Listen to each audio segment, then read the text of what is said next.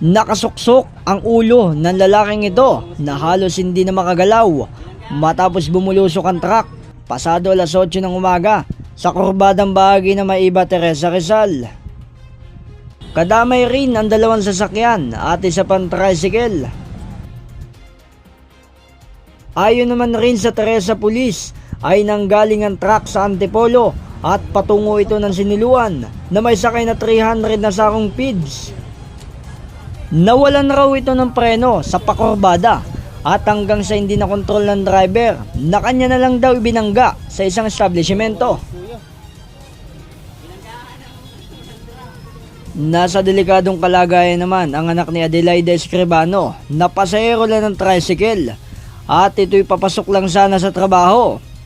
Kasalukuyang sasailalim ang biktimang pasahero na operahan sa ni umano na may namuong dugo sa utak nito. Kasi nandun kami sa annex kanina, wala naman silang kumpletong gamit. So ni-repair kami dito sa Antipolo Doctor Hospital. So, di ba ang laki ng kasi private yun. Ang inaano namin, itong may-ari, kung sasagutin nila, ang sabi ng doktor, humingi kayo ng kasulatan na sagutin nila lahat yung gastos kasi kailangan naman talaga pasok nila doon sa proseso ng gastos ng bata.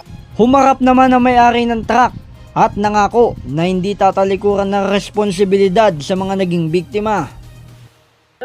Paano niyo po nalaman na nagkaroon ng aksidente? Ano sir, tumawag yung driver. Tumawag yung driver sa akin. Paano po yung pagkakasabi? Nawalan daw siya ng preno. Gagawa namin ng paraan para masolve yung problema namin sa kanila. Ano po bang sabi ng driver niyo? Ba't daw po nangyari yung gano'n? Anong nangyari sa truck niya?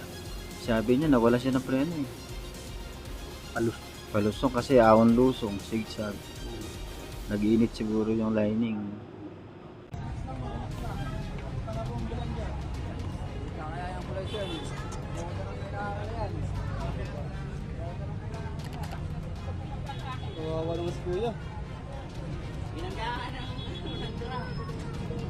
J. Martin, JKRS News and Public Affairs.